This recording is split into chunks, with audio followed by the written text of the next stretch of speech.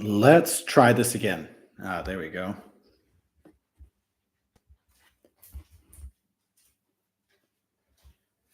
That is better.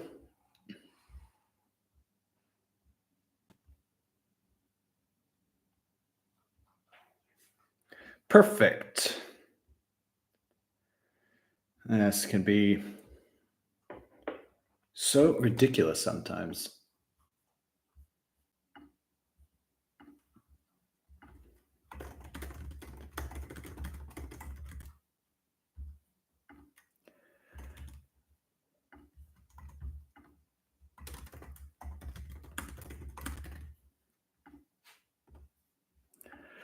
Okay. I can see the speaker bar here as well moving, so possible for me to validate that this is working. Um,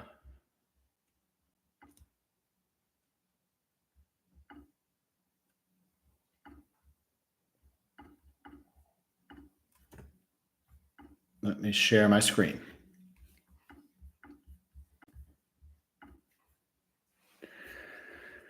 So, where were we last time? And where are we headed today? We had created this task labels controller, and we are working on this popover form. And we started working yesterday on getting this behavior working. And we were just about done. We just needed to get IDs and names squared away. So I finished that up in the interim. Let's find the edited sections. So down in here, in our template tag. So the place right where we ended, I recognized that it was going to be simpler to use the label tag and checkbox tag helpers instead of the form builder.label, form builder.checkbox methods. Because as a reminder, the key thing that we needed to do, let's look inside of our template, is we needed the labels for attribute to include our task ID and to include our placeholder text. That needs to match the checkbox inputs ID field, but the checkbox inputs name field needs to have this format, no task ID, right? This is like the standard format that we're getting from collection checkboxes up here. And it was a little bit hacky to get it to work with those form builder elements. We have full control with these tag helpers. So we can tell the label tag to use a field ID. We can tell the checkbox tag what its name should be using the field name method. These are super helpful methods on our form builder instance. And then for the ID of the checkbox tag, we can reuse that same field ID method. So now they match up. Pardon me. So whenever we clone it and inject it into the DOM, we get a label with the for attribute that has our value, our checkbox input has the appropriate name, has the appropriate ID, so it's bound to our label correctly, our values in here, everything's looking good. So if we select it, it submits, auto submits our form, adds that label to the task, and we are good to go. So I want to commit that. It's just like I just needed to take an extra 5 minutes to finish it, but I had to end the stream at 8 p.m. last night. So this is the key bit. Add a task labels stimulus controller that works with a template tag to inject the search term as a potential label. So, oops, I missed that bit. Let's amend this with this. Oops, and I missed that bit too. Let's amend it one more time. Yep. So we see this diff here. I've pulled out the turbo frame. So this is where all of this other stuff is coming from. I was doing some experimenting. We have this UX problem where when the form that we have going on inside of this popover submits, the popover at the other side of that navigation is closed. The way SuperView does it, it stays open naturally. So I wanted to, let me just take a sip so I'm not making that noise so often.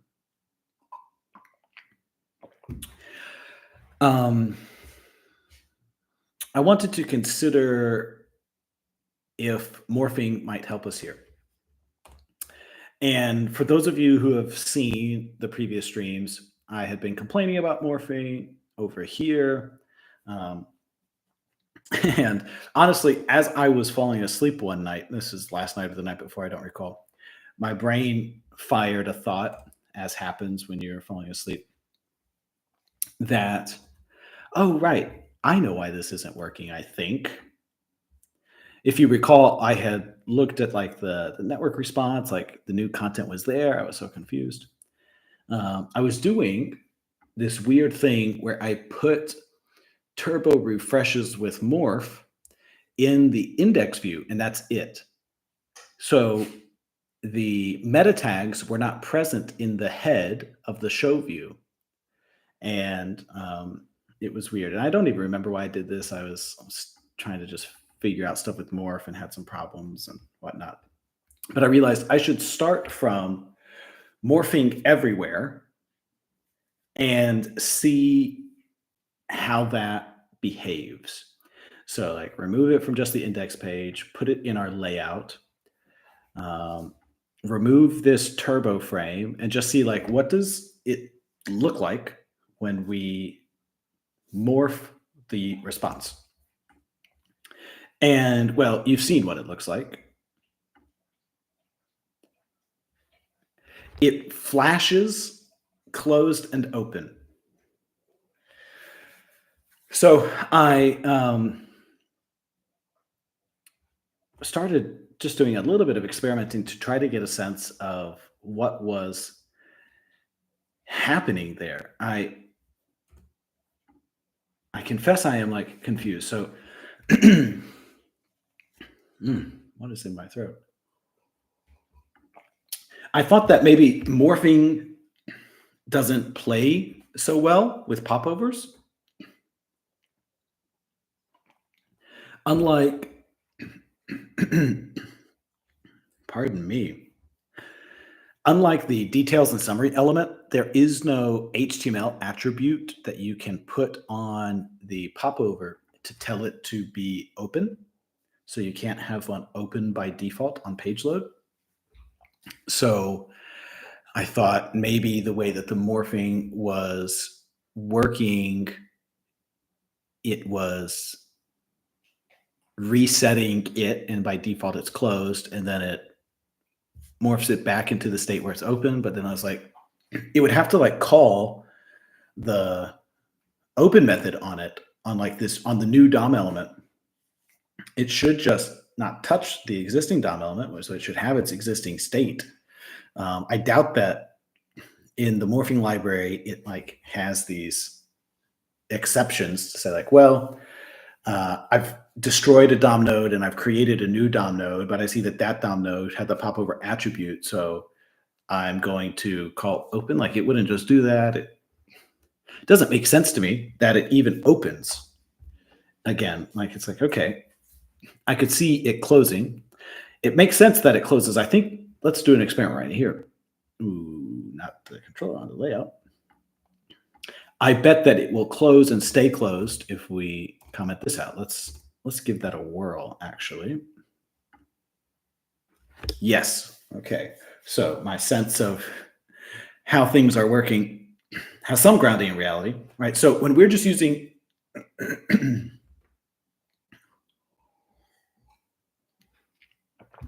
maybe I've been live streaming too much. My voice is feeling weak. So it makes sense when we're using regular turbo drive and we are replacing the body, we are destroying the original DOM and we are mounting the new DOM.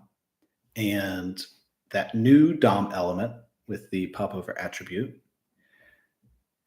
will have the default state of any DOM element with the popover attribute, which is to say it is closed. What I was hoping would be the case with morphing, right, is that instead of destroying the original DOM state and mounting the new DOM state, right, the whole idea is that it will take the original DOM state, inspect the new DOM state, diff them to see what mutations do I need to make to the original DOM state to make it end up looking like the updated DOM state. And like in our case, it needs to update this button content and it needs to update the checked status of one of these checkbox inputs, but that's it. It doesn't need to change anything about the div that has the popover attribute. So I was hopeful that it would just stay open, right? Like morphing would do this. And when I saw this behavior, I was genuinely confused. Barnaby, maybe you can try with morph preserve. Yeah. That's what we're going to try now. Morph preserve. This is what we had first, just to show you what happens.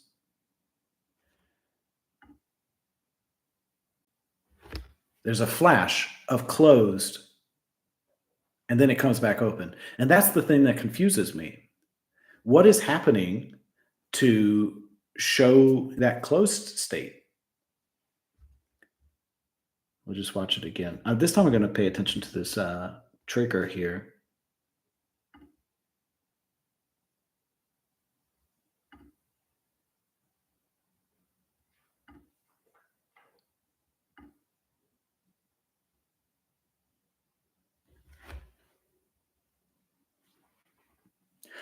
Confusing. So I started just doing some experiments. I put together these. You don't have a click handler that closes on click, do you? No. Let's go and confirm it though. So here's where we're at. We've got our div, popover, auto, style, give it the, what is it? Anchor, class, data controller, checkboxes and task labels. We can go and look at those both. So checkboxes doesn't do anything on connect, just has this method, which is called by the clear button. Task labels also does nothing on connect and just has this method clone, which is called from the search input. Form. The form has the autosave controller. This does a bind and a debounce. Does anything there make you trigger some thought? And this is all that it is.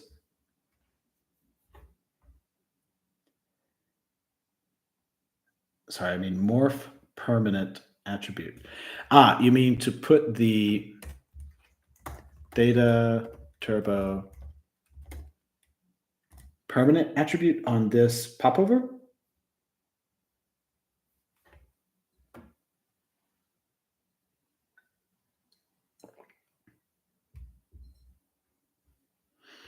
Well, I'll give this a try while I presume that that's what you meant. Let me know if I'm misinterpreting. We make sure that that's there. Data turbo permanent. Okay, let's give this a try.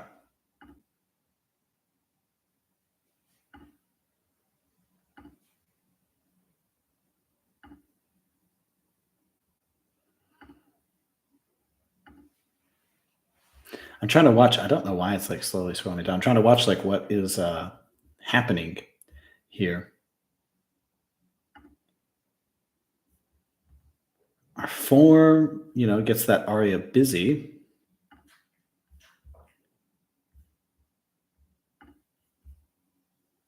Let me see.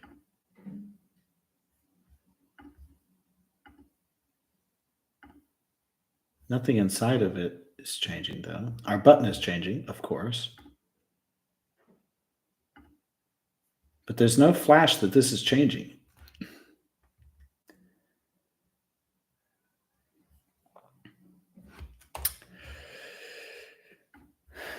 It's weird. For now, I am okay with just ignoring it. Don't have a ton of time. Let's set this up. Use morphing by default on all pages. Oh, and also just to point out, like when I put it globally,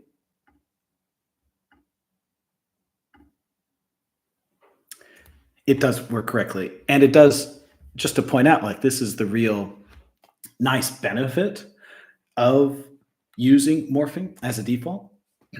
And it's one of the things that drew me to this application as a example application, because we have this list and details view that are always present, or at least when you're in a show state, right?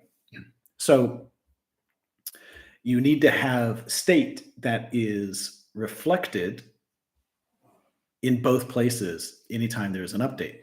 So if I add a label, I need to see the label appear. If I toggle the completed state, I need to see it in both places.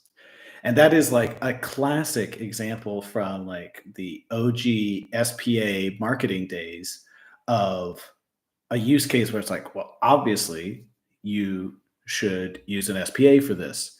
And you're going to need to have client-side state and use some kind of data tracking, data reacting. But with the more functionality in Turbo 8, like pretty seamless. This is weird, the flash, but it comes back, and that's ultimately what I want. Yeah. This is just awesome stuff from me trying some debugging. I'm not gonna commit that. So a weird thing, I hope to dig into it more and solve it at some point, but let's put that on the back burner. So There's one last major piece of functionality that we need for this interaction, and that is searching. So we have create label working, but we're not filtering based on search. This is a use case that just feels appropriate for JavaScript. Again, it's similar. I don't see the value in adding the network latency for what is always going to be a relatively small list, right? Like you're not going to have 100,000 labels. JavaScript is going to be able to do this quickly. There's no requirement for really complex fuzzy matching, right? They just are doing string includes.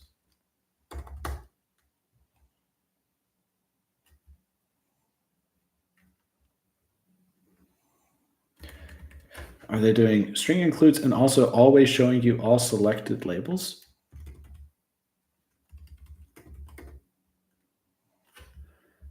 Oh, interesting. Good to know. Good to know. It's just a simple string include. So I think we can just do all of this in JavaScript, and we've already got this task labels controller. So let's need any of you. Let's just set that up. So our search input is now going to do two things. It's going to clone and it's going to search.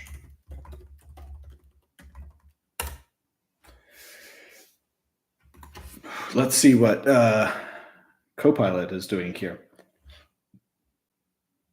Get the value, case insensitive it. This now doesn't know a lot about stimulus, does it? So we are going to come in here and make this a target as well.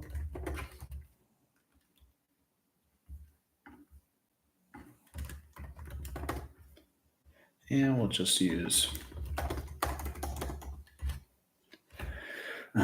input targets. Well, actually, I just want those. We'll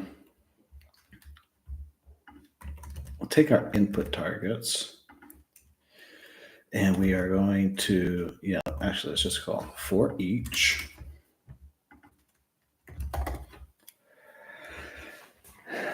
And so we don't want label value. What we want is input.value. I wonder, are they doing case insensitive here? Let me add one. Hello. Let me add that label. Now let me remove it, and now let me search for. They are doing case insensitive. Okay, so we'll keep this. We'll call this input value. So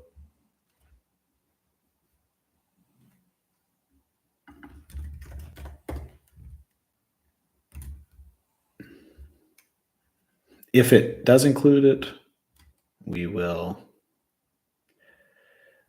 not quite this. We need to go up a level to the label. So say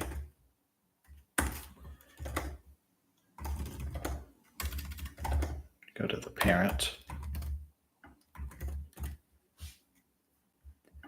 And are we putting like a flex? Yeah.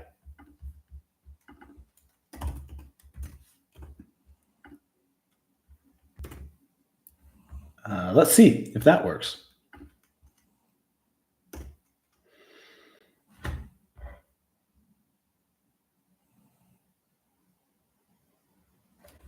It's no longer a detailed summary, but I think you need to call stop propagation in autosave save. I think the tap is closing the details.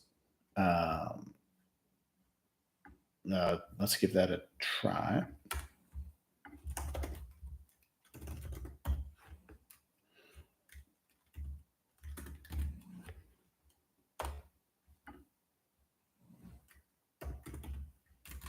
Also, our filtering is working. It's not keeping all of the checked ones just yet. That's okay. But that's nice. Okay, let's. Ooh, edge case. We add one and then we delete. It's still going to keep it there as like an empty label. We're going to need to address that. Let me refresh the page, make sure I've got that fresh JavaScript, and let's give our stop propagation a try.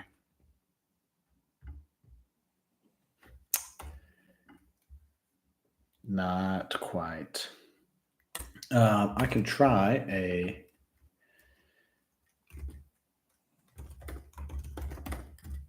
prevent default as well.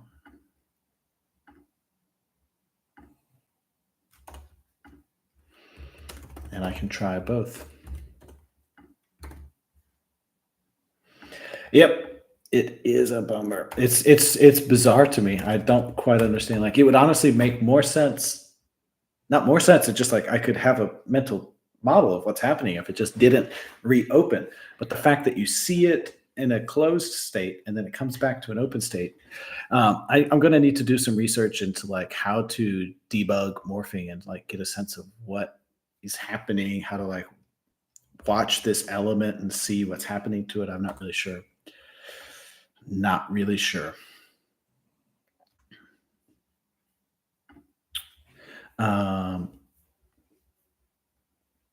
Okay, but this is working. So we need to add a condition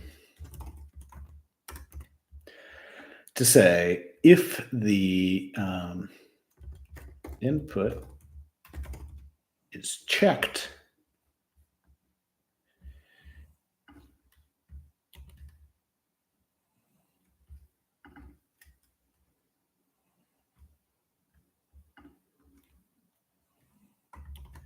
can I just like remove it?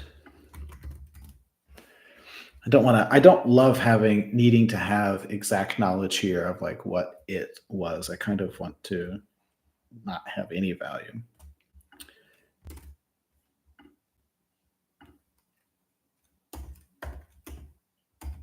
It's keeping them.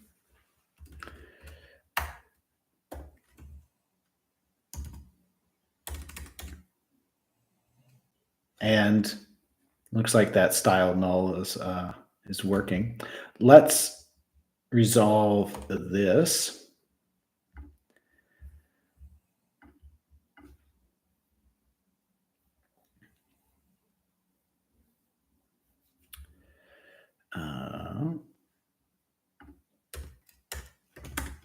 Let's put a condition here. If value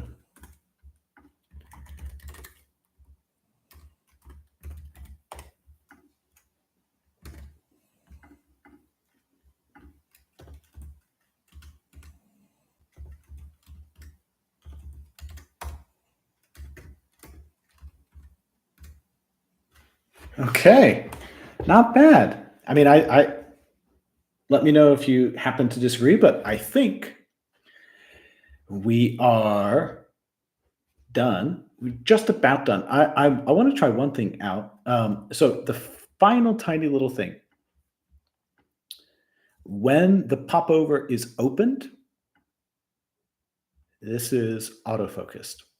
I'm really curious to see if autofocus inside of a popover is like respected only in the context of that popover. And I guess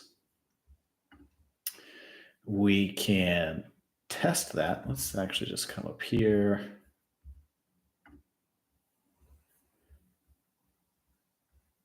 H1 container. Let's put or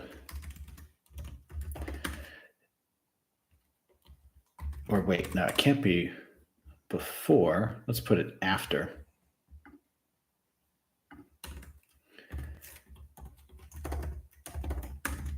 Just curious to see.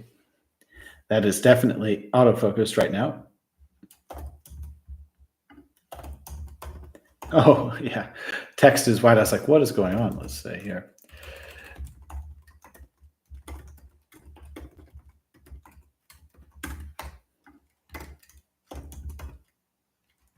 Definitely autofocused. Autofocus is now here. I close. Focus is here. Comes here. Nice. So, minus the weird flashing of a closed state on update, I think that we are, hey Block, I think that we are feature complete for the popover itself. We can search labels. We can create labels. We can update which labels are assigned to this task, and we can clear all of the labels, just to show you that.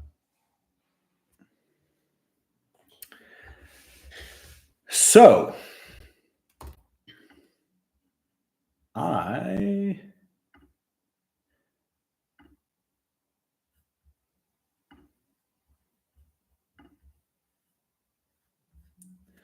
am going to add support to search labels.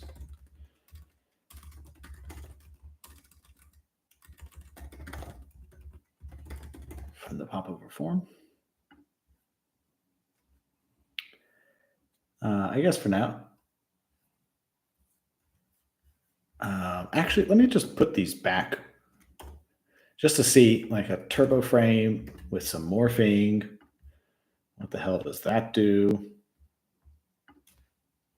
I have no idea.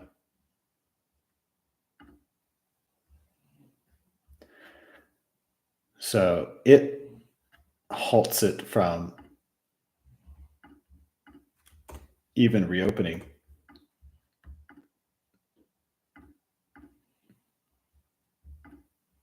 Somewhat interestingly.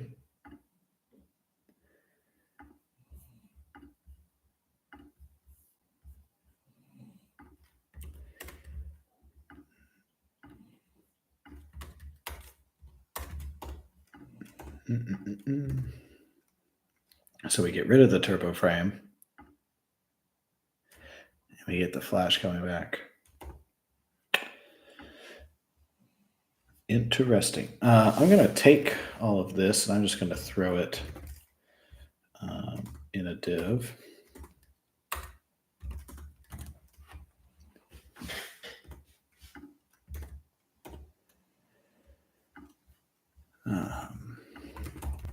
Remove turbo frame wrapper around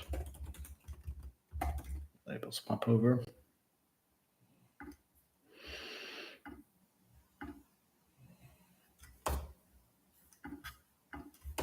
Push those changes up. So, nice. What I want to do next is I want to take this exact interaction and duplicate it for lists. Right now, list does nothing. This is also, I talked about this, but for anyone who hasn't seen, maybe adding overflow for the long tag list. Yes, this is something that they do. We should do that. Yes, Barnaby, that's a good point. Right now, the only way to associate a task with a list in Superlist is you have to explore. I did not find it very intuitive, and it took me a while to figure it out. You have to grab the drag handle, whoop, come on, and drag it onto a list, and then it shows up. Um, and I was explaining that it's not so much that I like want to avoid writing drag and drop JS code. I just don't like how not discoverable that interaction is to assign a task to a list. And I find this interaction for labels pretty nice. So I want to do it in a way that feels more understandable and approachable to me. So I want to duplicate.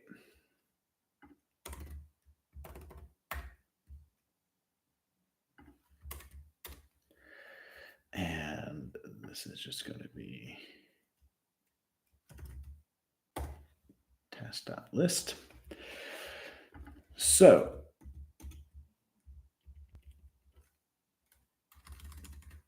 I'll call this list form.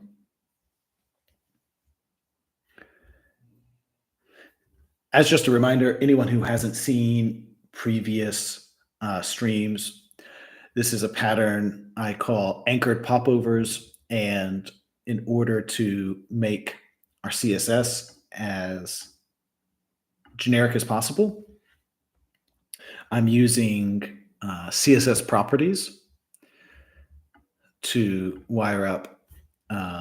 So there's an expectation, a requirement that an element that has popover target needs to set the anchor name CSS property, and an element that has popover needs to set the anchor CSS property. And I just like to use the same identifier because it helps keep everything very clean and tight and tidy on like what is connecting what.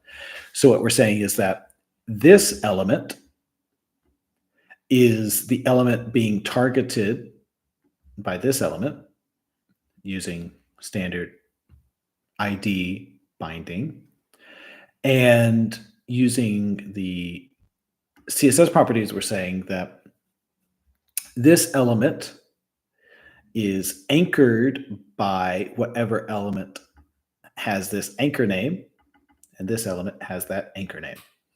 So anchored popovers. The CSS anchoring API is under development. There is a polyfill. I don't yet have the polyfill working quite right, but it works in Chrome under a development flag, and I'm a big fan. So this is doing what we want. This is now a bad name. We need to make this generic. What to name this? Because this is now not like.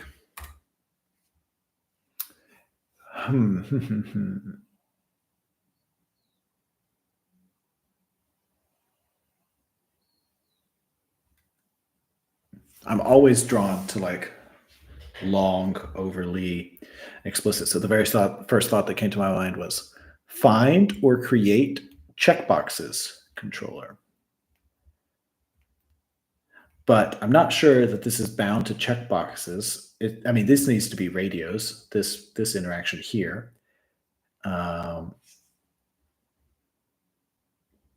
And you know what? I don't think I want you to be able to create a list. Ooh, maybe I do. This is interesting. You know, we're into new UX territory.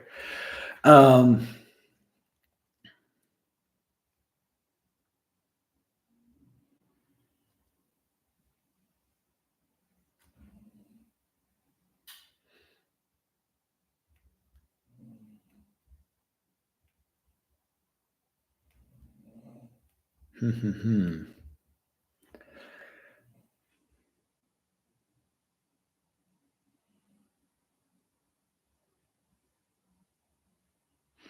thinking maybe I should separate the searching functionality from the cloning functionality, because having a template tag that has placeholders and you just declaratively say, here's where the placeholders are, right? We implemented that to be quite generic and declarative. Um,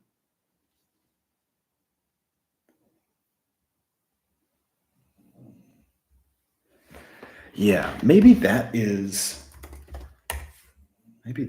best. Do I have duplicate? Um,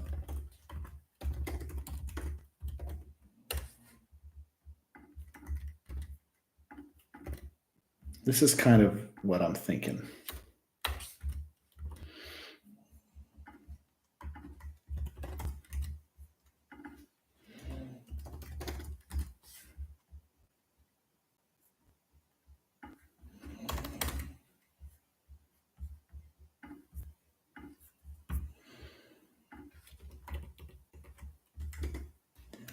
Let me know what you think. Is this nope, not this one.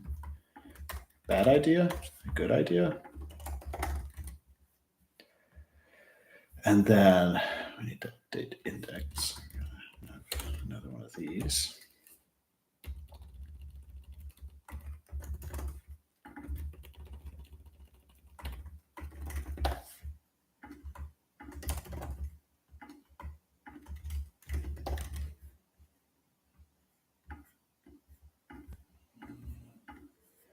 So what I'm imagining is we do this.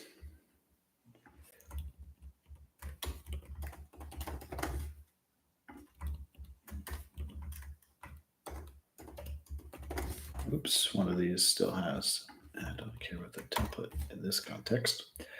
And we do this. So we have a checkboxes controller, which right now only has one bit of functionality to work with checkboxes, which is clear all. But yep. So input is valuable for search.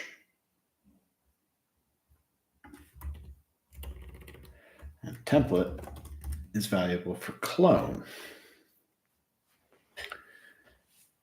I think I like this. This is going to be radios and list. And we're going to do list.all.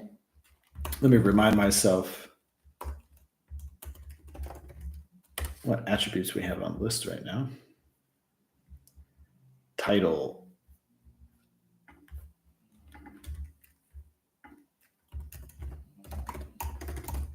I'm actually just going to do that.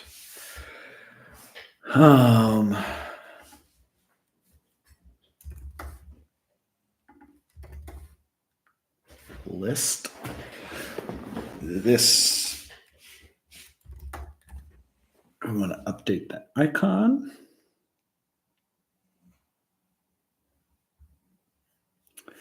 And our template.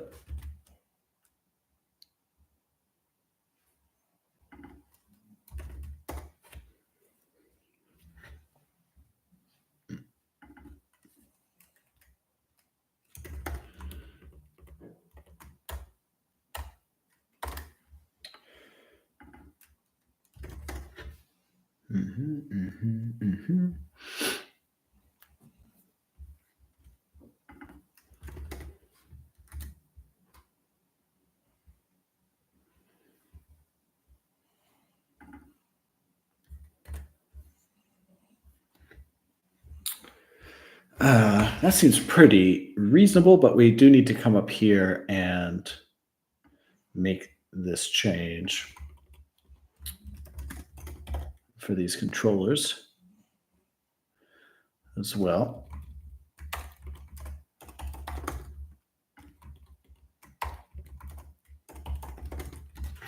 This is honestly the first time I've executed this exact pattern of naming a stimulus controller after like a single operation and then defining an execute method, which is the public action method.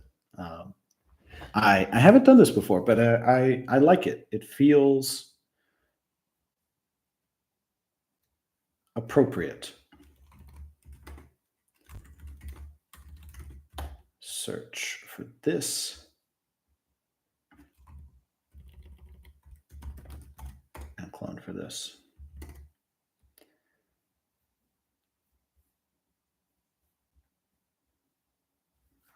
What is the method called?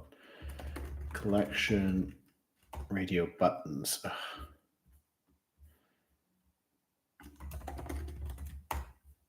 Rails is always such a diva.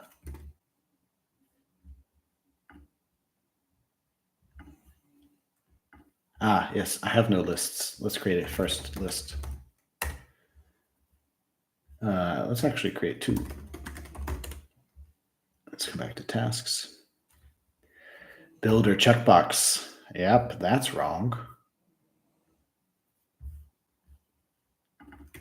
Builder radio. Is it radio or is it radio button? Yeah. Radio button. List one, list two.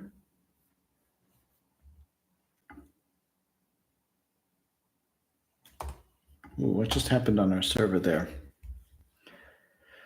Unpermitted parameter.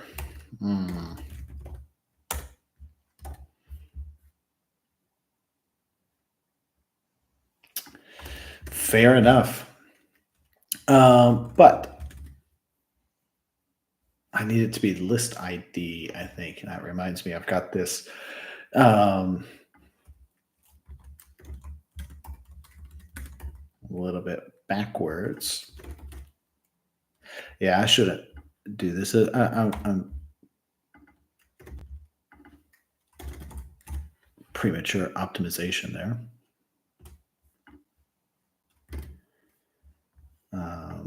Let's look at our form, make sure it looks reasonable.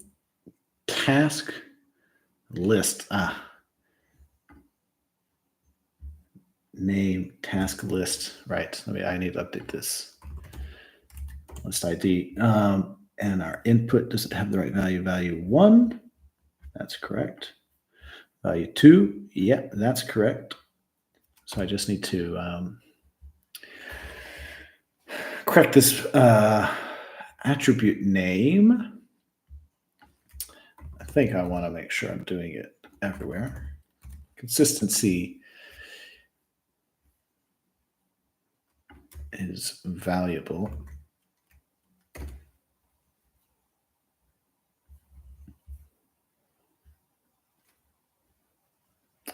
Changing this twice makes me feel like, you know what?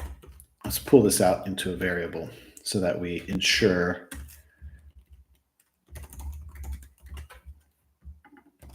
it stays the same, because it's very important for it functioning correctly that these two match.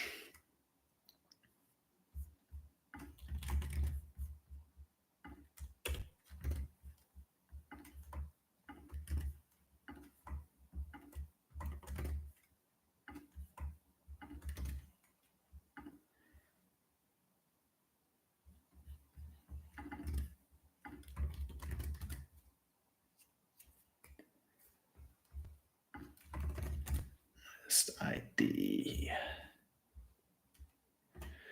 Okay, let's come back. Give this a check again. Task list ID, value 1, looks good. Let me clear my logs here.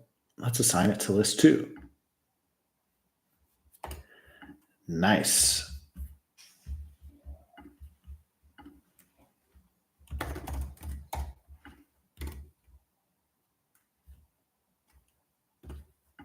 Of course, of course.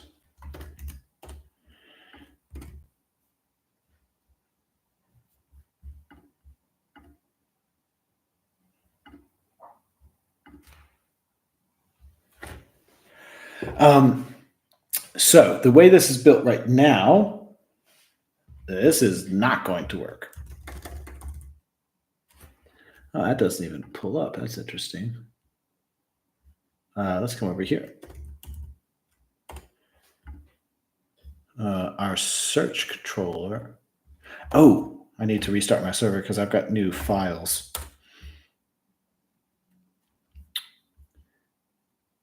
Import. Oh, of course. Just a classic mistake. Did not complete my find and replace. There we go.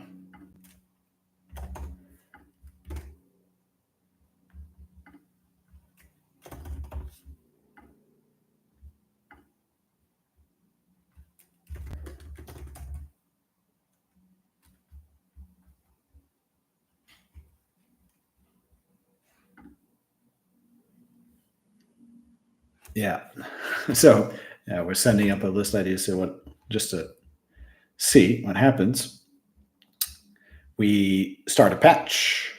We've got task list ID.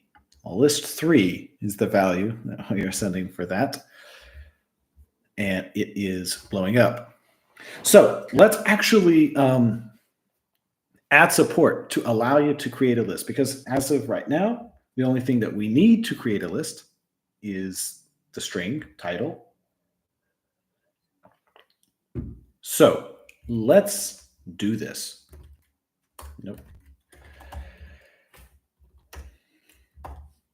And I think all we need is this. And I don't think we need you anymore. I'm pretty sure I have to add this to strong params.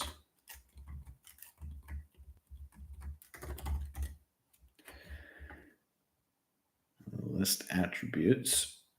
And then here in our template, we want this to actually have a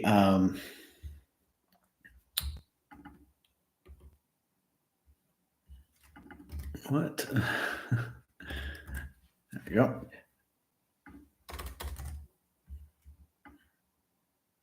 A different field name.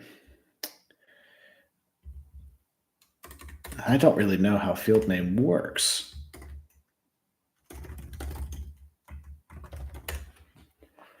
Uh-huh.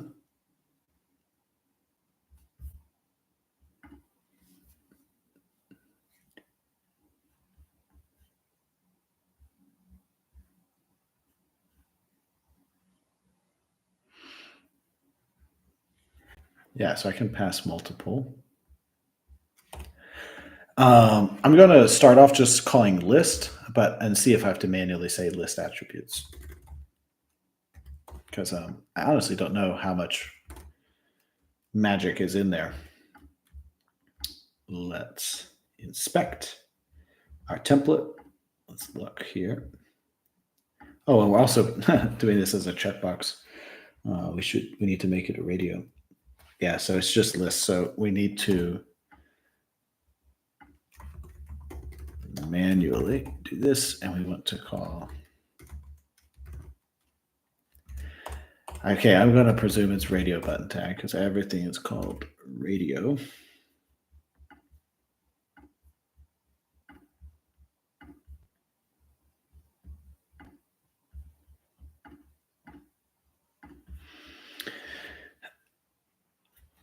Input type radio.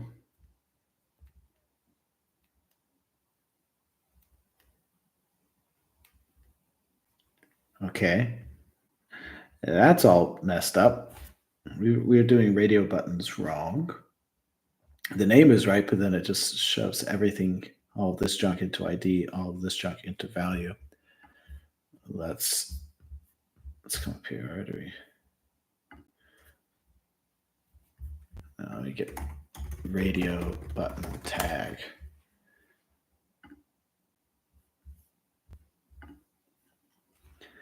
Name value checked. So name, we want the value to be placeholder, and the rest of it to be options. Come on.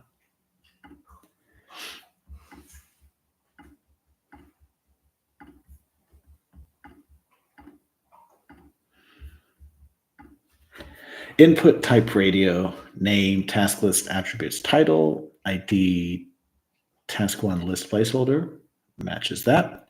Value placeholder, class, data action, data checkbox is target. Data attribute placeholder. That looks right.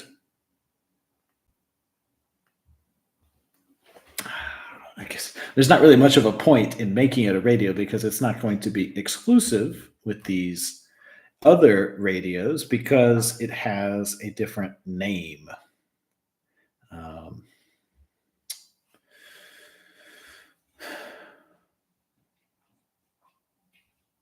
But we'll consider that later. List 3. I'm gonna go over here and do this.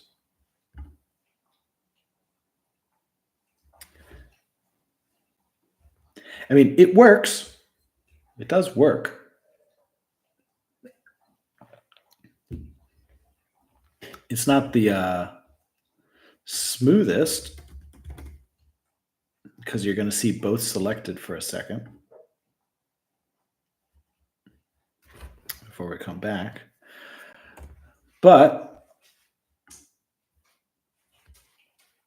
it's interesting how relatively easy that was. Like accepts nested attributes 4, set up your attributes, and you are good to go. Let's actually do this first.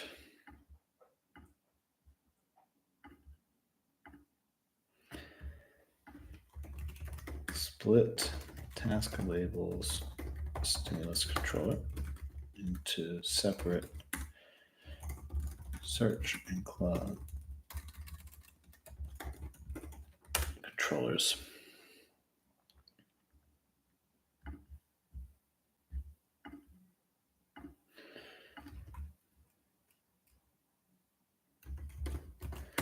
Set up a task list anchored popover form to assign or create a list. I'll capitalize this one for the task.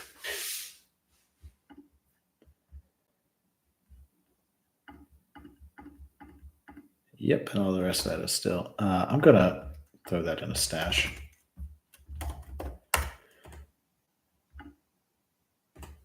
Right, I've got some new files.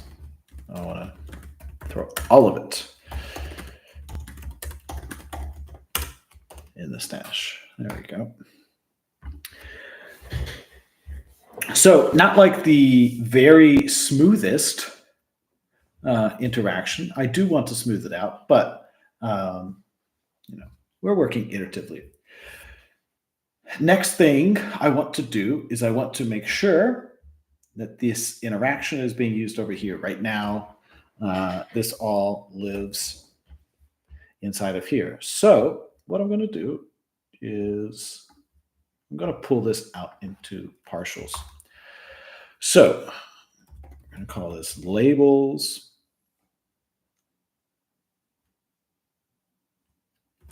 It's going to be explicit about what it is. Popover form.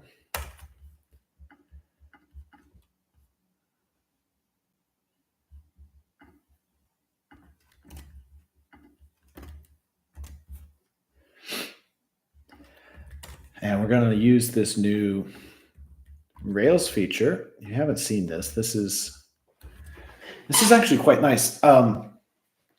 You can use this magic comment at the top of your partials to provide a method signature for this partial.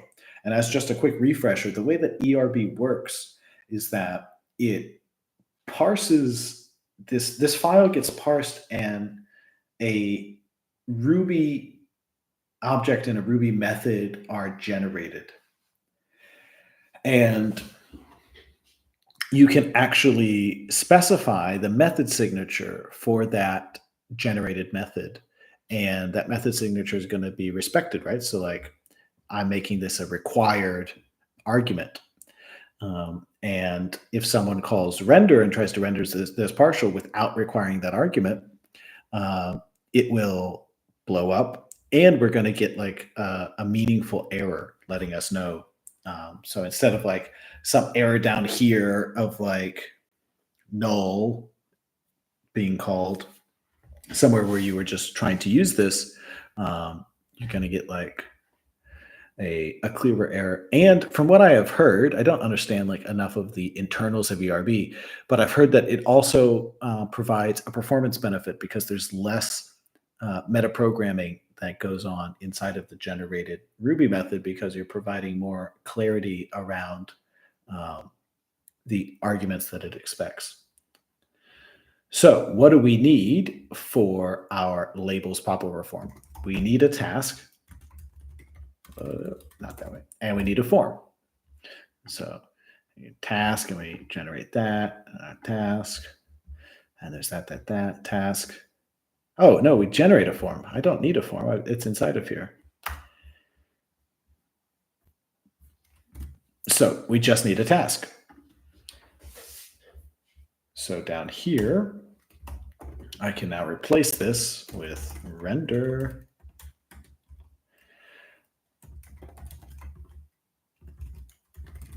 labels popover form. And I pass down the task. And I can do the same thing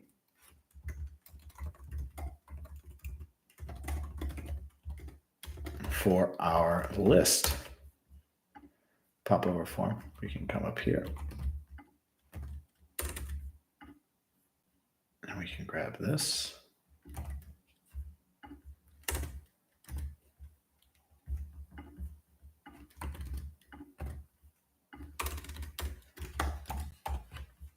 So first we can just confirm that that is still working. That is still working.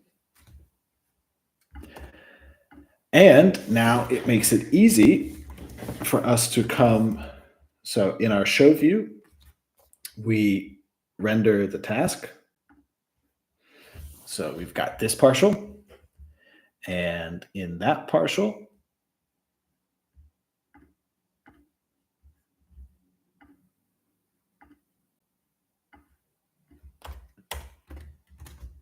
we've got this bit. So now I can change it to list 2, changed in both places.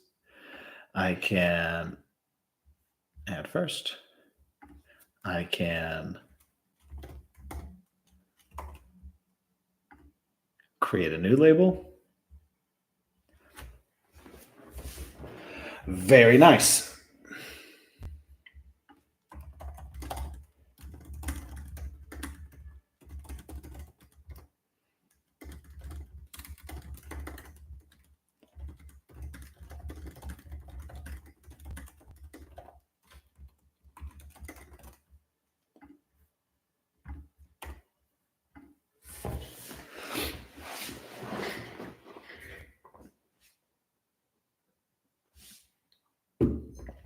So we have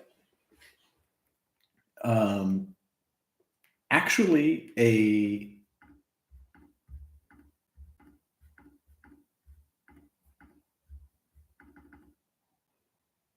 What is happening with our tricks editor here?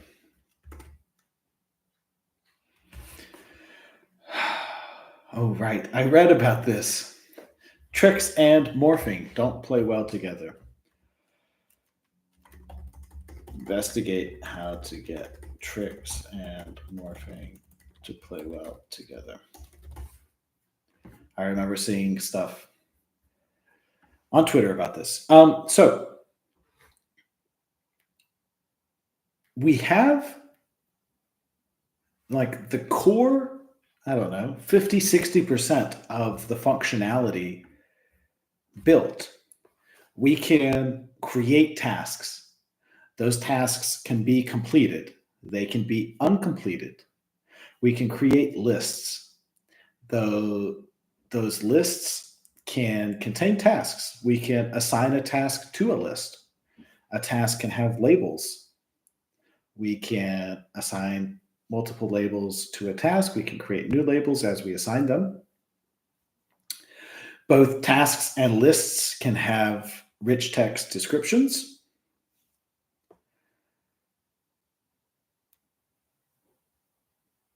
We have our 3-column layout with our sort of, email client style list and details sections with view transitions. The heart of a to-do list application is here. Now is about refining. And there are a few things. So assignees, we need users for that. Our sort and grouping functionality. Keyboard shortcut and due dates. So I want to start with this grouping and sorting behavior. And let's investigate what that does. So I call it grouping and sorting because different items have different behaviors. So creator groups tasks. I'm the only creator. It groups tasks. Assignee, similarly, groups. Alphabetical purely sorts. There's no grouping here. It's just a sort direction. Creation date purely sorts. Due date groups. Source groups. List groups. Label groups.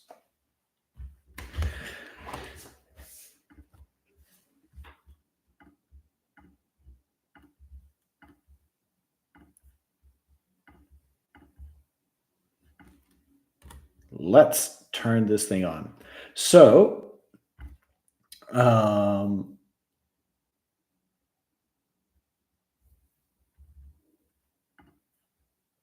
let's just actually start with a partial, I'm thinking.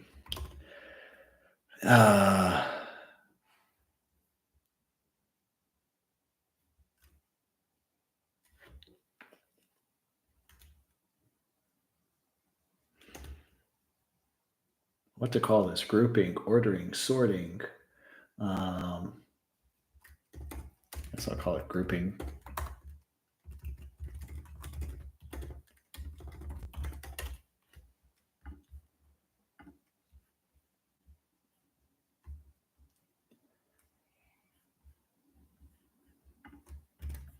Let's grab all of that.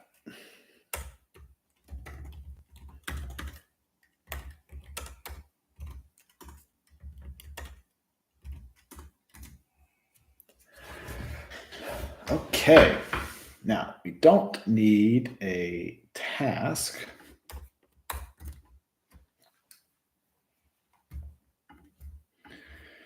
And let's grab our details here. So we can bring over the core bits. So our button is going to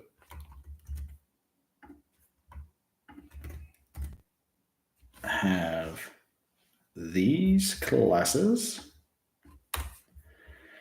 and we need to give this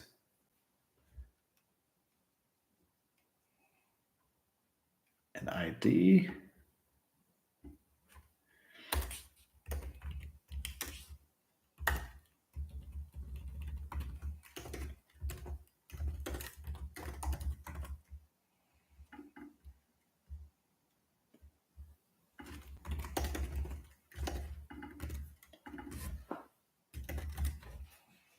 For our anchored popover.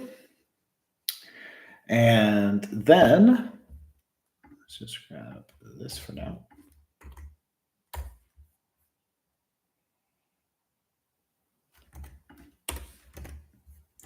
We'll put that in there. And we need to keep our view transition name.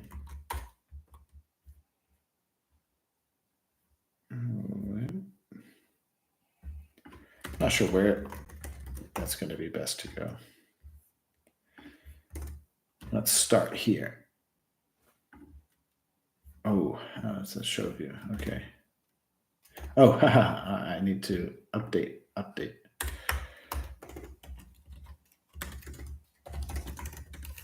Render grouping popover form.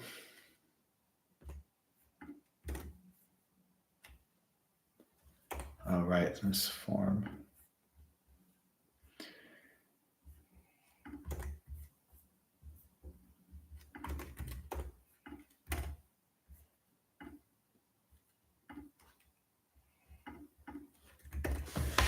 Why? Button popover target task grouping form div ID tasks grouping form.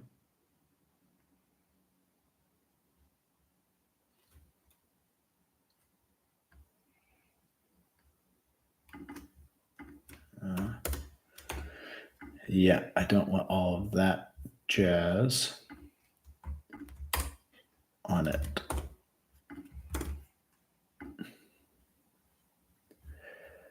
There we go.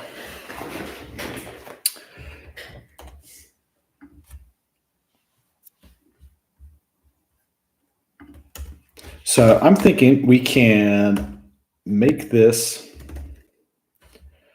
a simple get form. And we'll just point it back to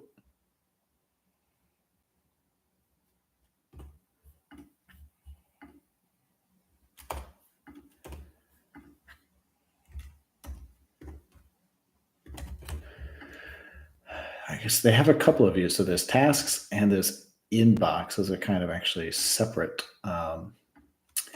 for them. I think URL4 by itself will generate wherever you're at. We can put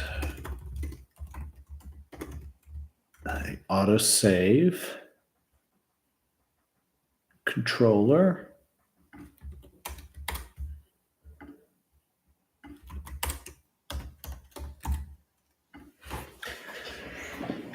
Form method get. We don't need any of this. Of course, what am I doing? These are just all anchor links.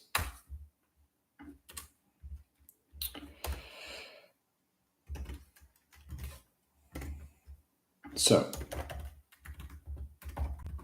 link to URL4 class do.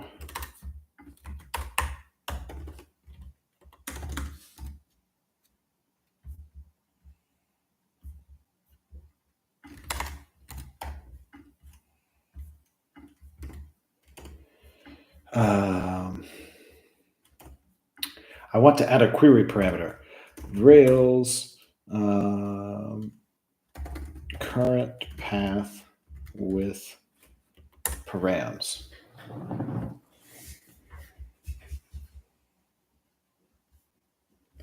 No, it was something with URL for. Yeah, Rails link to current page and passing parameters to it. URL for. Yeah, there we go. Okay. So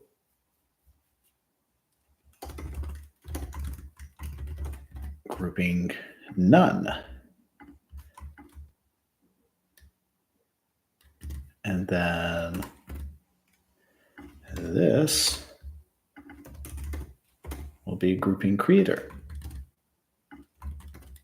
And let's just play with those two for the time being. Creator, none. We want to show which one is active correctly. So inside of our class,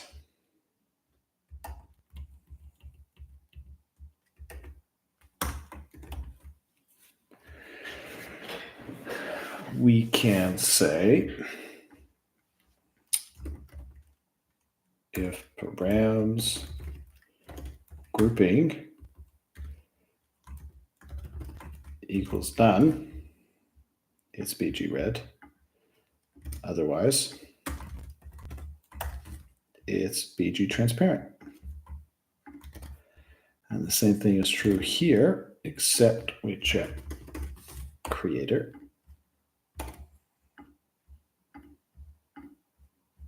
Nice.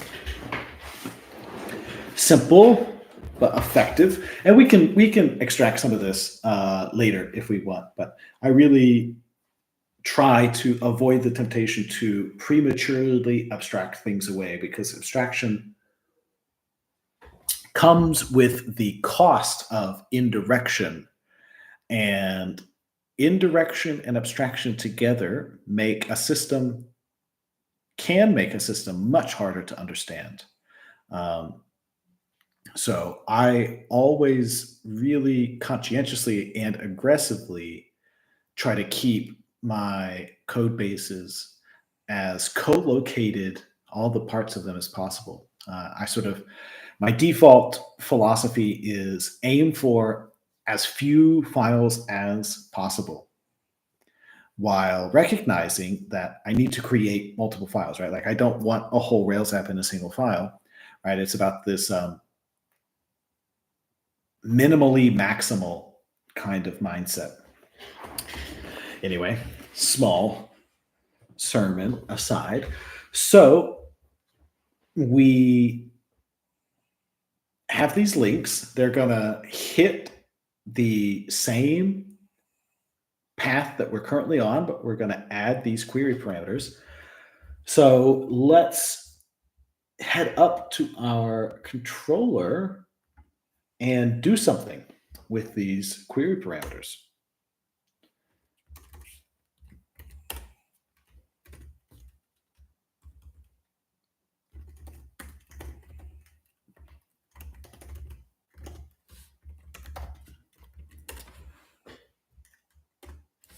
Yeah, I'll do something like that. So when none, we will do that. When creator,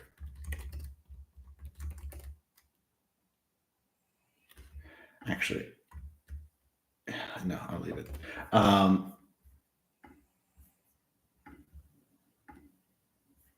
Yeah, group by creator.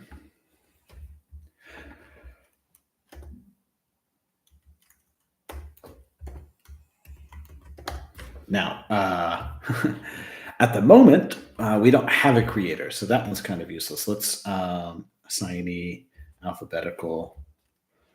These are all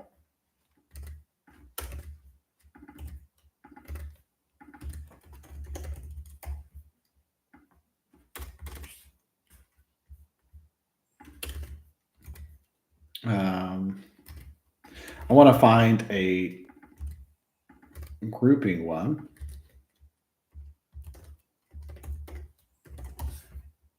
that I can actually group by.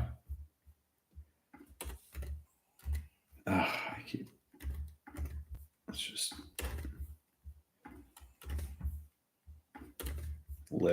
list and label I'll be able to do.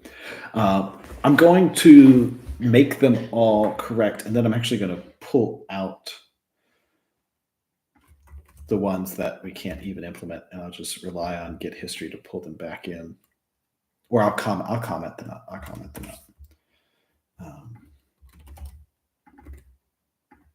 And I'm going to come back and change these. If you are screaming at your computer right now, I would be too, but I promise I'll come back. Just taking things in stages.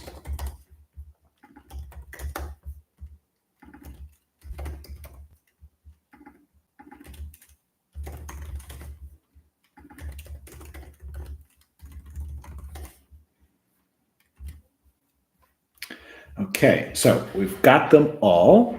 They've got the logic. Let's now, this is kind of an annoying thing about HTML and ERB. You have to comment everything. Alphabetical, creation date, that's okay. Due date, we don't have. Source, we don't have. List and label, we do have. Let's pull this back up. Nice. So what are we going to have? We're going to have none. We're going to have alphabetical, created at,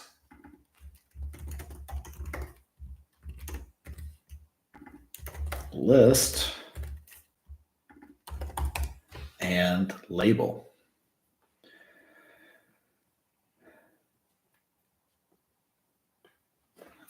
I'm actually kind of curious what they do with none. I would expect that to be creation date, task 4321, a task 18. Yeah, that's the same. What else would it be? Oh, I'll leave that. So alphabetical, order by title, created at is created at, list is order, list is group by,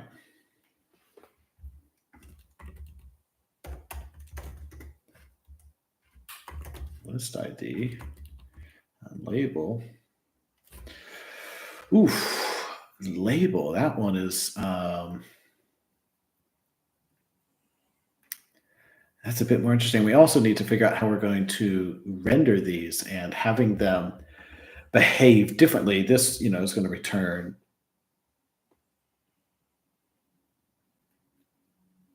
a hash of arrays.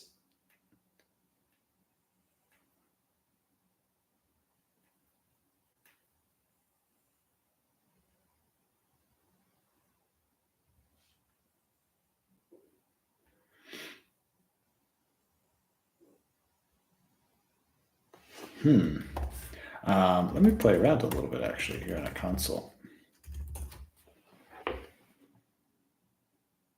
Yes, I agree. It is. And so I find their implementation weird on 3 counts. So having sorting and grouping mixed in the same list, weird. Having a filter icon for the trigger button when you're doing sorting or you're doing grouping, but you're not doing any filtering. They don't remove any items from the list under any of those situations. Also weird. And then, as we discussed, like none and creation date are like the same thing. So it's not a I like Superlist as a foundation for this kind of exercise. Um, there are a number of little things about their UX that are kind of, I don't know. I find them sort of symptomatic of modern web development in many ways, where it's like there seems to me to be too often an obsession with simplicity, which I often find practically to be much more like non-intuitive. Um, like I had to use all of the features and click all of the buttons to understand how the app worked. I don't think anyone would guess if I click the button that is a pretty common icon for filtering, I'm going to get options for what could be some of them like could seem like, oh, I'm about to start like a filtering builder UI, but no, they become grouping. Wait, no, they're sorting, but they're not, it's like that, the stuff with dragging and dropping to assign to lists. Um, there's a lot of these small details where I think there's like just I don't know, an interesting perspective on design and product. But it simplifies the decision making that we have to do by copying and really allows us to focus on learning how can we make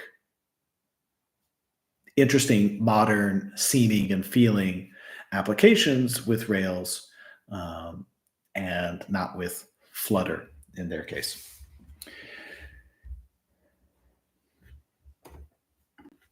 What I was thinking though is like it would be nice for me to present to the view layer a consistent structure for what at tasks is.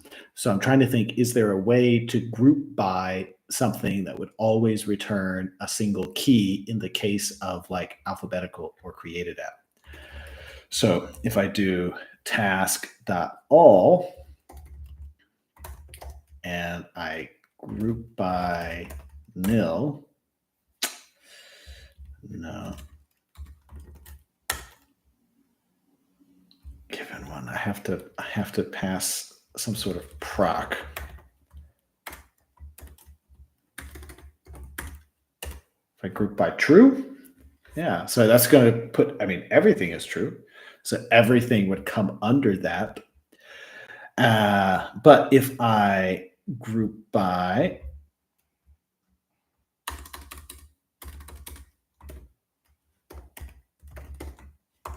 list ID, I will have it split. So that could work. How does that work with a order first? So let's do task.all.order.group by true.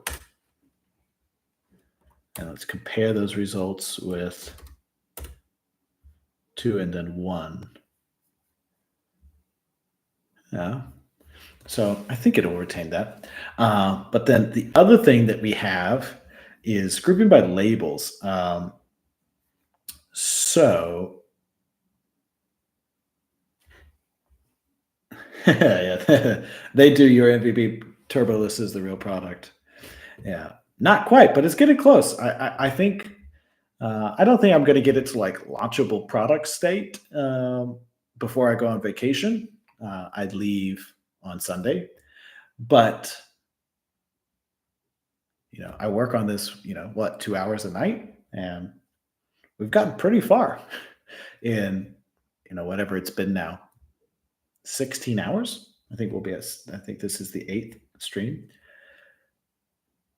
And then I guess I did have like, let's call it 6 hours before to like scaffold out the HTML. Anyway, I need to see how they group by labels, because you can have multiple labels. So does it show up in each group? So group by label, 11, 11, 8, 8. Yeah. They duplicate it. So this is good. This one's going to be trickier to do because we can't start from task all.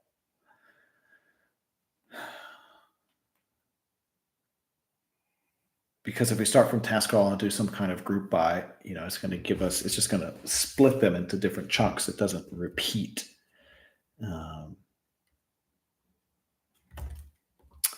At least I don't think it does. Well, actually, let's do one test. I want to just confirm. So I'm going to say group by, and we get a task, and I'm going to say title split by space, because they both start off with list, but then it's just going to put them both. Yeah, and if I pull the first one out, I'm just going to put them both in. Yeah, so I think I'm going to have to come at this from another direction. So if I do task unique labels, and I take this array, I map over it, and I do I need to remind myself of the name of the method that we generate to see.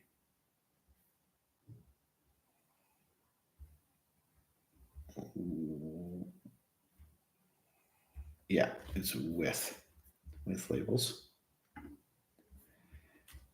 up here. So I can do task with labels, label. I'll give me back a set of tasks. I build an array with the label itself and the tasks, and I turn that into a hash.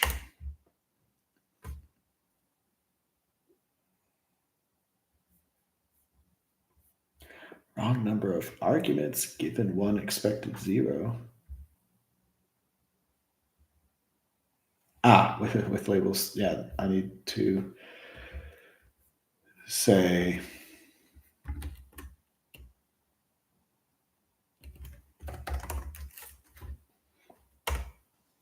with any labels.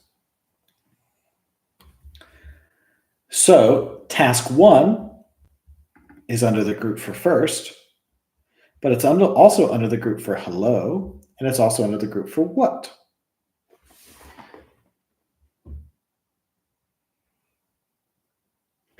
Yeah, that's true, Barnaby. The team behind Superlist is, well, at least like the executive team. I don't know about like the engineering team, but it's the same team as built Wunderlist back in the day that got acquired by Microsoft. They stayed at Microsoft long enough for their stock options to vest. I'm sure they're quite rich now. And then they left and built a modern day clone of Wunderlist. And there were many years between Wunderlist getting acquired and Superlist coming out. And I also recall there were like multiple years between them leaving Microsoft, announcing Superlist. They had like this super fancy, using, I don't know, 3JS or something, landing page. I remember that being pushed all over Twitter, and that was that was a while back. So the fact that we've gotten this far in 22 hours does speak to the power of Rails.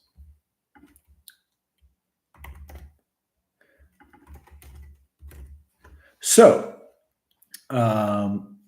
what we can do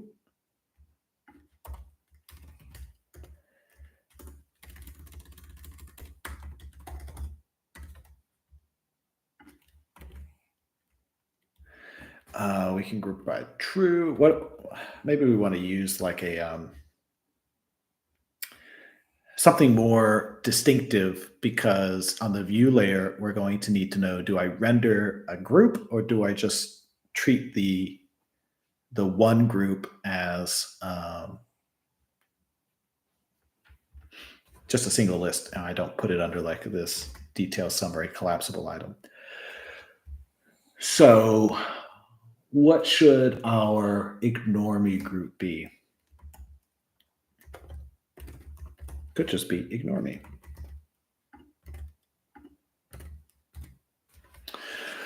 So we do something like this, and then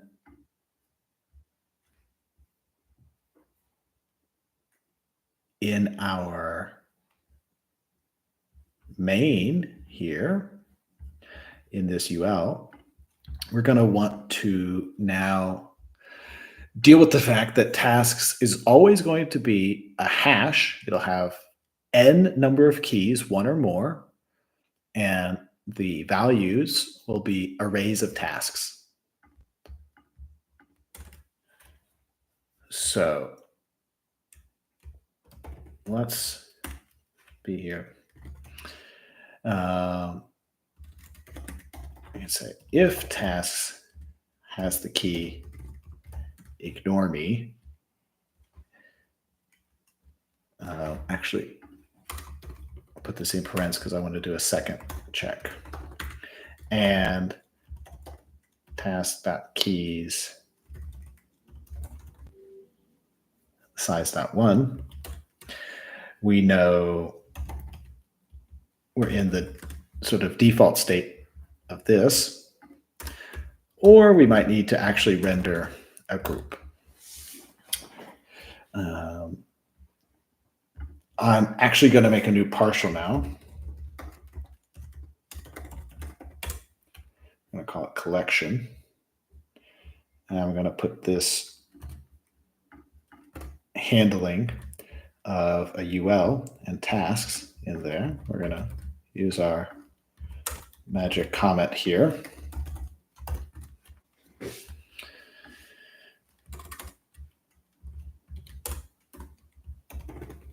So if we're in that state, we're going to render collection, and we want tasks to be tasks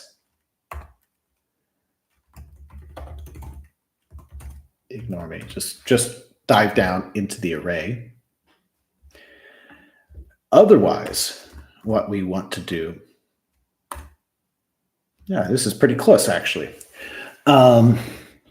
Group and group tasks. We're going to render a collection of tasks inside of details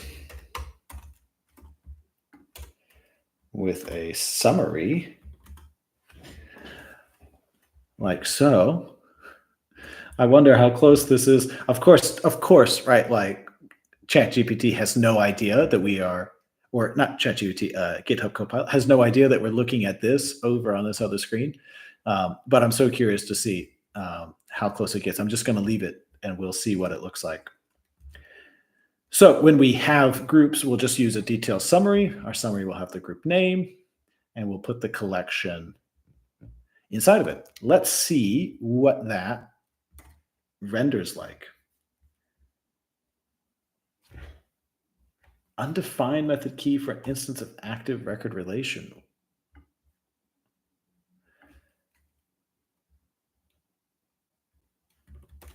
I need an else.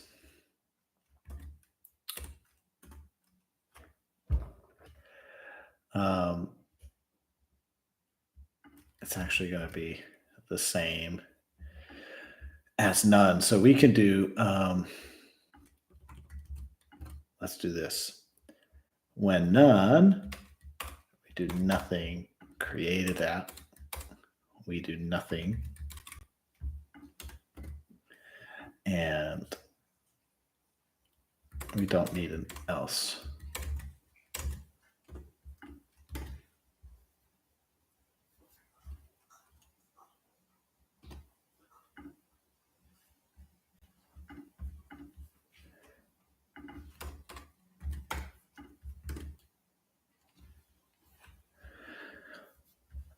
Okay. Undefined method, unique. Oh, of course, we changed this. Now this returns a. Yep. Okay.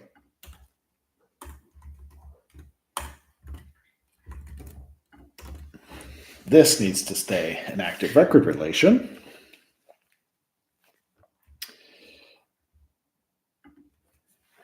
I'm trying to remember, what is the.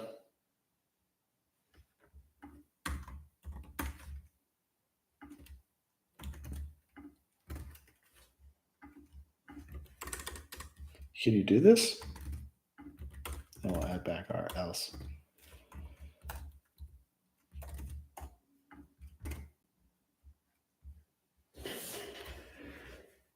So it's a bit small, and it doesn't have the padding. The padding's applied to the list. Tweak a couple things. We want to open them by default. I forgot about that, but it works. We want to update this to put a color on our icon and to show what we are doing. Let's just really quickly get that set up. We're gonna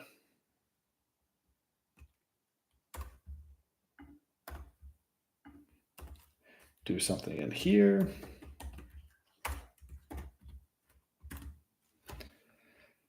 Oh, I'm approaching 2 hours. I might try to go a little bit over. So we're going to say at the end, if params key grouping, we're going to show some stuff. We're going to show params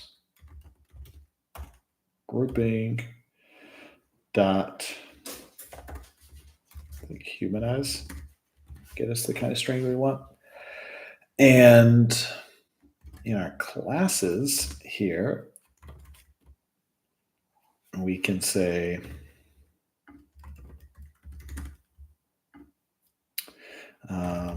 text blue 500.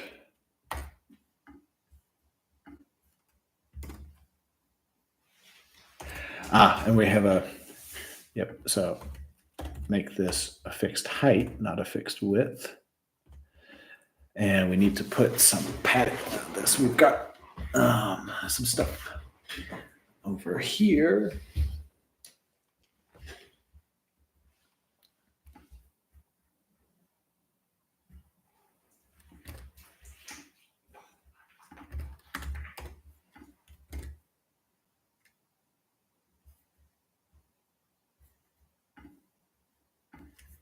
This text is a bit lighter. Oh, I got all of that down there already. Let's just grab this gap.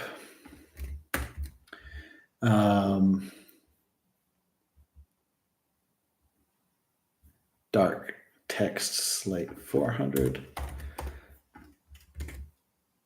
Yeah, we'll just bump you up one. There's a bit more padding in the X direction.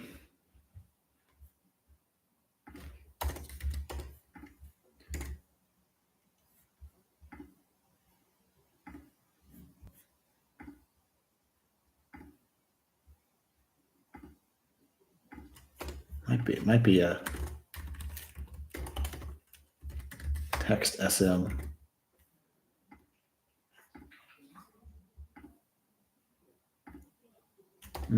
That's a tad too small, so I'm just going to go back.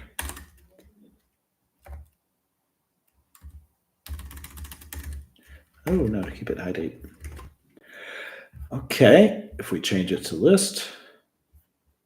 Yep.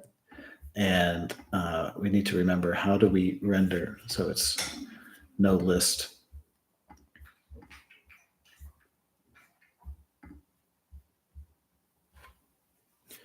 So it's group. So we can say, if the group is something, we'll make it group. Otherwise, let's say no params grouping be list in this case, no due date. How does that work? I think humanize is going to give us some capitalization, which I don't want. So if I want to do date, I want to.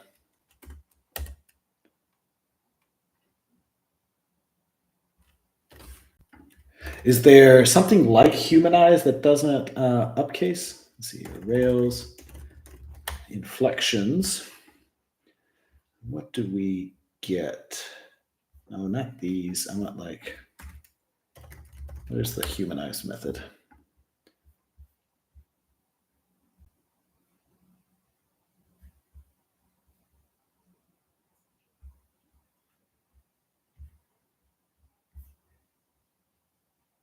Not camelize, not classify, not constantize, not dasherize, not deconstantize, not demodulize. Downcase first. We could call downcase first after we call humanize. That is a possibility. Not foreign key.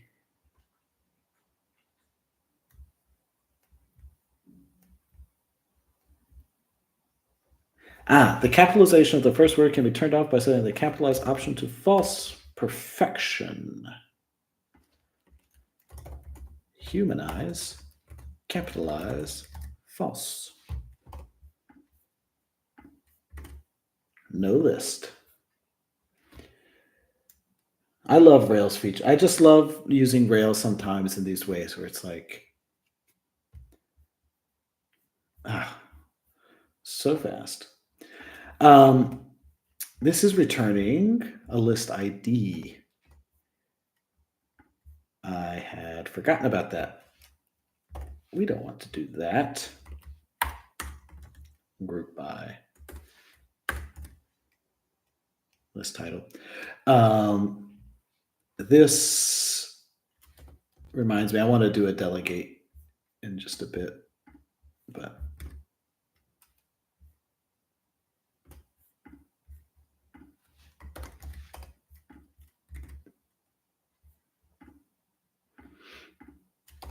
all right, nice. All right, let's get the padding on here. Let's get this in our details,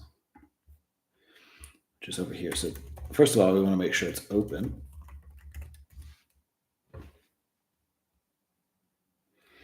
Hey, thanks for hanging out, Barnaby. I'm going to be heading off soon as well, so no problem. You're not going to miss much. I just want to get the visual styles set, but we're so close. So see you later.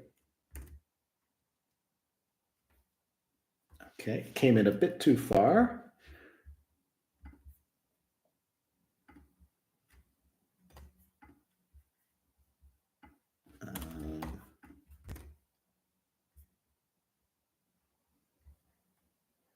Because our summary's got these paddings. I see. Let's drop that. Don't need all that. So that lines up real nice. And now,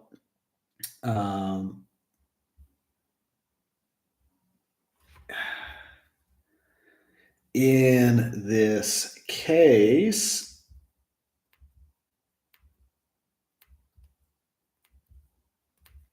these ULs need to be a little bit more dynamic because when we're doing this, for example, the UL needs to have it, or does it? Can we wrap? Maybe what we do, maybe we just be a little bit, nope, simpler.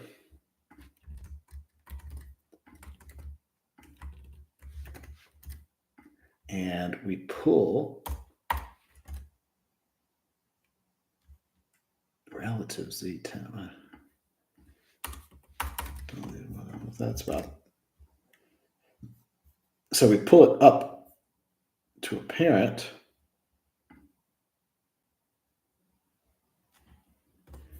Not bad. Let's come here. We want to do Let's try Excel.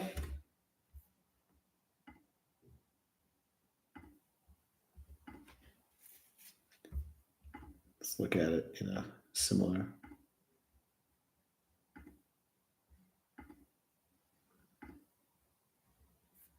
This has got a bit more.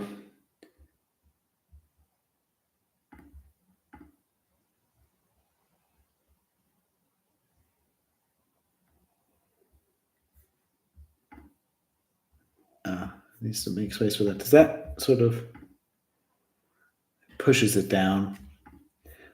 It's a finer detail. And I wonder if we put this in a span, can we just give a little bit of a nudge off of the arrow? Yeah.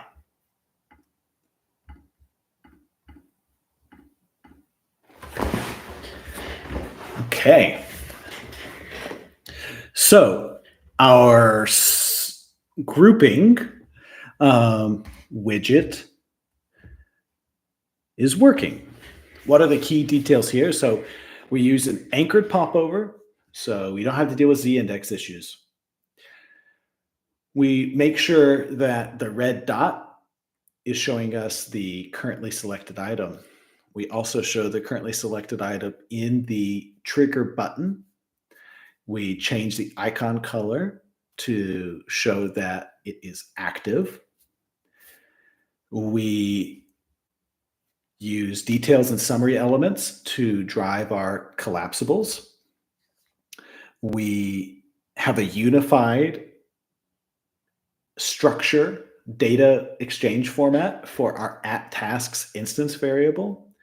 We use something that isn't a constant right now. It's just a symbol that both the controller and the view do need to know about right now to handle the case where there doesn't need to be collapsible groups.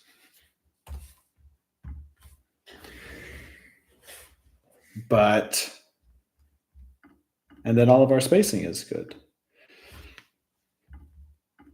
But it works. And for labels, we have our repeats. Task one, task one, task one. And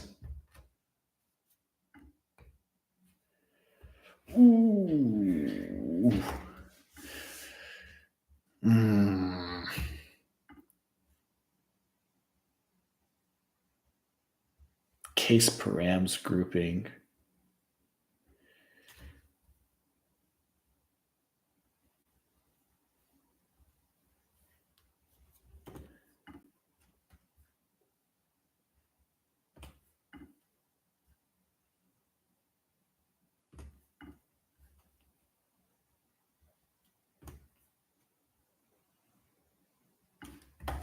What action was just called there? Started get one for show. We do the same thing here. We need to pull this down. Set task. Set tasks.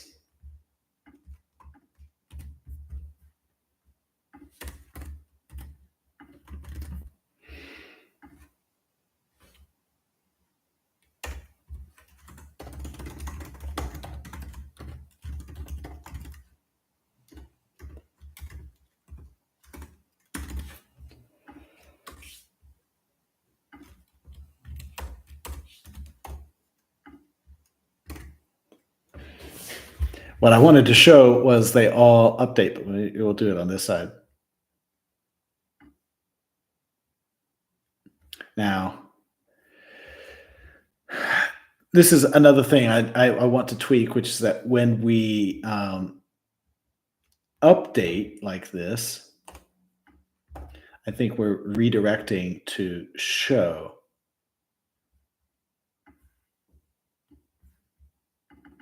And I redirect to show. Let's come in here and we do request referrer. Let's go back.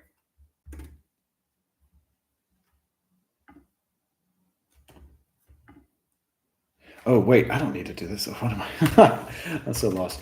Redirect back, fallback, task.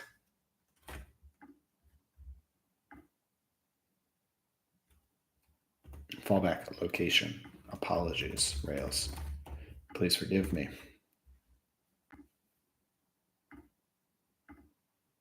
Look at that, isn't that cool? And then we come here.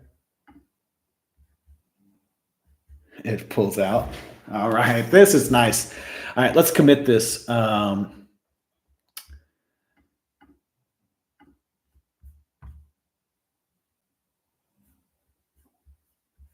might just do this all in one big commit. Implement the grouping popover menu for the tasks collection. Very nice. All right. I'm really happy with the progress today. We can search, create, assign, clear labels.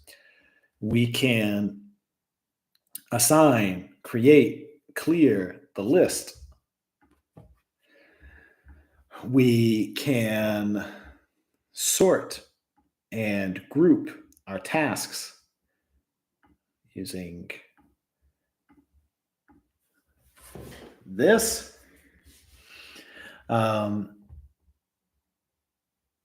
And we are that much closer to being at feature parity with like the core 80% of Superlist features that I really want to reproduce. So thanks for joining me.